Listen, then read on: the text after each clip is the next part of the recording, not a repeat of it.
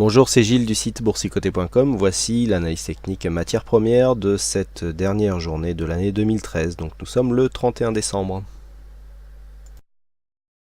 Nous commençons cette analyse avec l'or. Donc l'or qui, suite à un rebond technique ici, a donné un mouvement baissier. Et puis nous avons eu un mouvement fort volatile dans la journée avec des zones de points bas donc, qui se situent à 1182,50, donc ce qui constitue un nouveau point bas, une zone de point haut à 1214, donc 32 points d'extrême sur cette bougie. C'est assez exceptionnel, un mouvement qui a été qui est donc d'une amplitude rare sur cette échelle de temps, et donc qui nous fait marquer un nouveau point bas, donc qui nous prouve qu'il nous reste encore une pression baissière sur le métal jaune, même si les cours sont en train de se stabiliser sous les 1210 $ l'once. Donc on reste ici dans une tendance moyen terme qui reste baissière depuis l'inscription ici de ce point bas à 1187,3.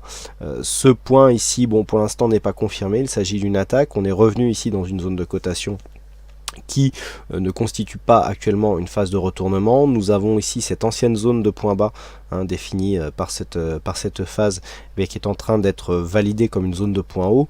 On n'a pas assez de cassure et d'amplitude haussière sur ce niveau pour invalider le fait que cette zone de point bas soit transformée en zone de point haut. On est repassé en dessous, même après ce fort mouvement ici avec cette forte volatilité, on n'a pas réussi à casser la dynamique, donc on reste dans une dynamique baissière du point de vue du métal jaune, donc que ce soit moyen, long terme. Alors du point de vue court terme, on attend ici une cassure plus probante des 1187 pour vraiment confirmer la tendance, mais du point de vue ici chartiste, ce que l'on peut bien constater, c'est que nous avons une zone de résistance ici qui est en train de se définir. Voilà, et lorsque l'on prend ici cette bougie, on voit finalement que malgré cette forte volatilité, eh bien, le mouvement s'est inscrit dans une phase technique assez régulière, puisque nous avons ici de nombreux points hauts qui définissent cette résistance, et donc le fort mouvement que nous avons eu aujourd'hui eh bien, confirme quelque part cette phase de résistance. Donc on reste ici dans un mouvement baissier tant que cette zone de résistance ici n'est pas cassée à la hausse. Sur le WTI, nous avions ici une belle tendance, donc suite au retour ici sur cette phase d'évolution de range.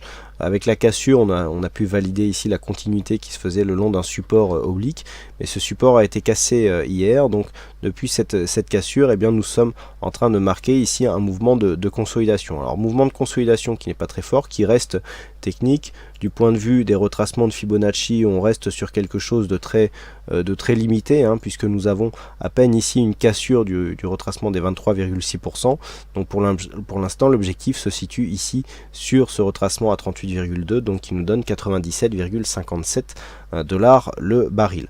Malgré tout, nous sommes en survente sur les RSI stochastiques. Le MACD commence à donner des signes d'essoufflement, donc on devrait avoir un rebond technique au moins en direction de la moyenne mobile 20 exponentielle suite à ce contact. Malgré tout, nous avons ici cette zone de point bas qui a été attaquée assez violemment à la baisse, donc il semblerait que le retournement de tendance soit en train de se valider.